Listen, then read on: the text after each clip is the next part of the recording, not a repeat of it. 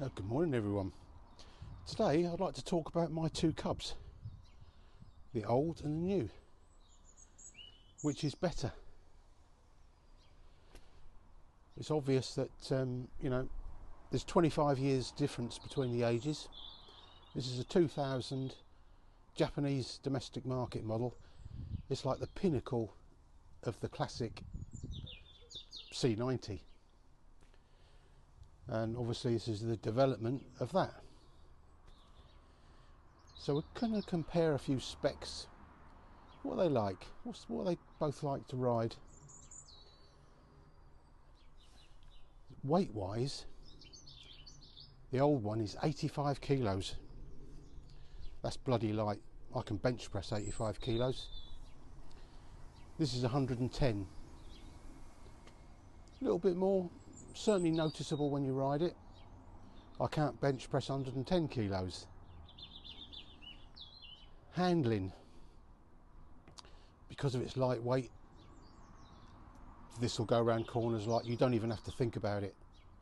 This goes around corners like a little race bike, but you do have to put a little bit of effort in. Interestingly, tyre sizes are exactly the same. I actually put these tyres on this. I bought for my previous new generation cub, and that came to a sticky end, that bike. But I owned it for 4 years. I've owned this for 4 years. So I haven't just bought this and not had any experience of the new cub. I bought one in 2019 and I had it for 4 years. And there's only been a short gap before I bought my new one. So I'm up to speed, I'm fully experienced with both bikes, so I can talk with a bit of authority. And this, I've developed the classic C90, I've developed it. I've got the long range fuel tank, upgraded shocks, YSS front and back. I've got a modern sat nav and what have you on it. I've upgraded the engine. It's now a 110 4-speed. Really nice bike. I love it, and it's not going anywhere. I'll keep that forever. So the new 125, as you can see, I've started to upgrade this, and there'll be some more upgrades. 125cc, obviously substantially more powerful and a fair bit quicker. This will do 70 mile an hour on a GPS. This will do about 53 on a good day. So, like the cruising speed, 50, 55, 40, 45. Fuel economy, that's an interesting one. Obviously modern fuel injected, very efficient, Euro 5 plus spec.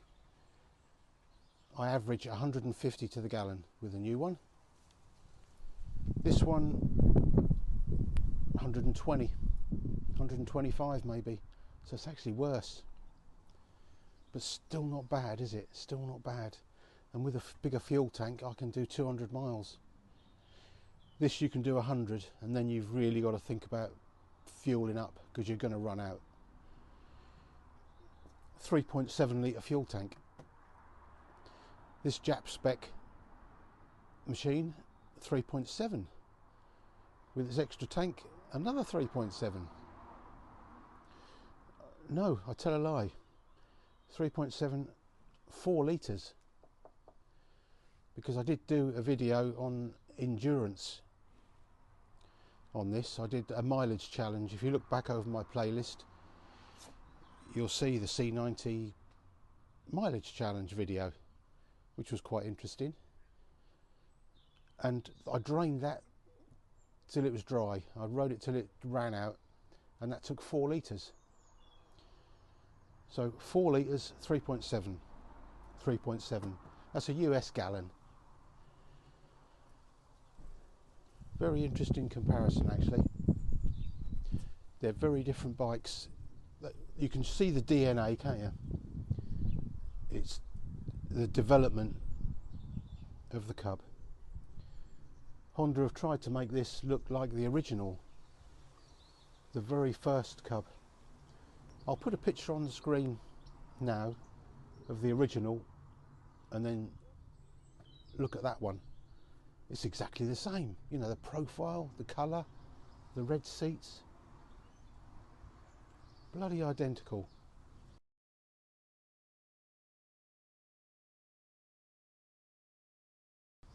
They've made such a good job of developing it. They really have. Right. Let's start the 90 up. Choke. The new one hasn't got a choke, has it? Because it's fuel injected. Purrs into life.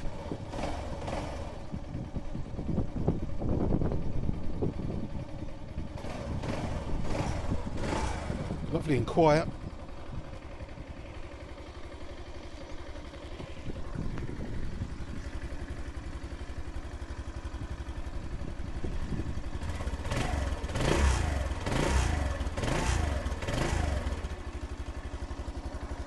Sounds nice. I can smell some fuel because it's on full choke. Right, choke's off now. Quiet, smooth, very nice. Can't knock it. Let's have a look at the 125.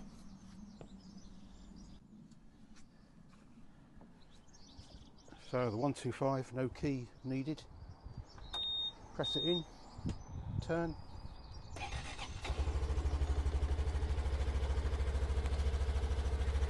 No choke required, obviously, because it's fuel injected.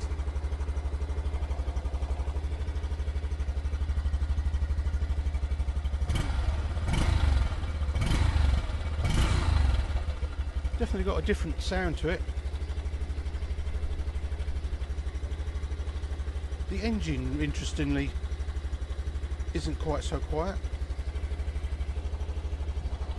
but they're both whisper quiet, really, in the greater scheme of things. Yeah, love it.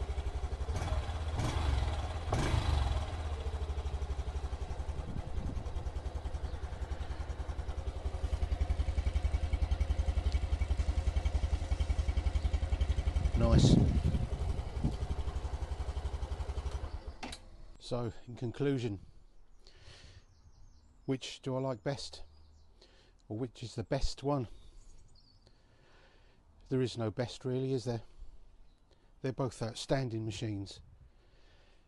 If I was pushed and one of them had to go,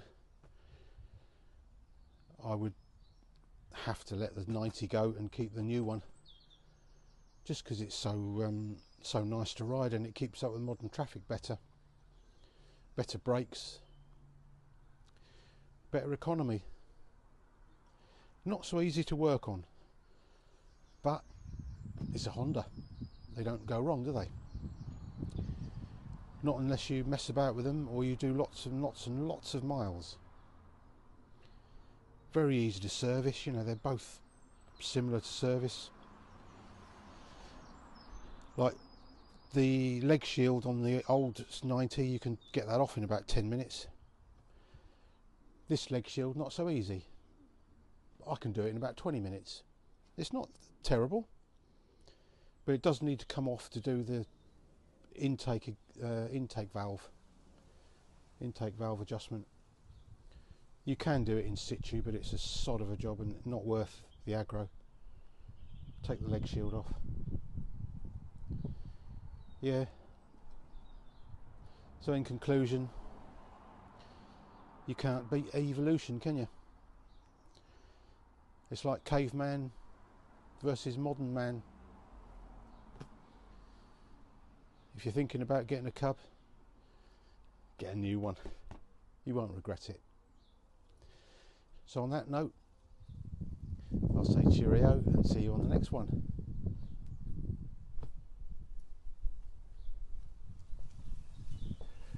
Like and subscribe as well, please.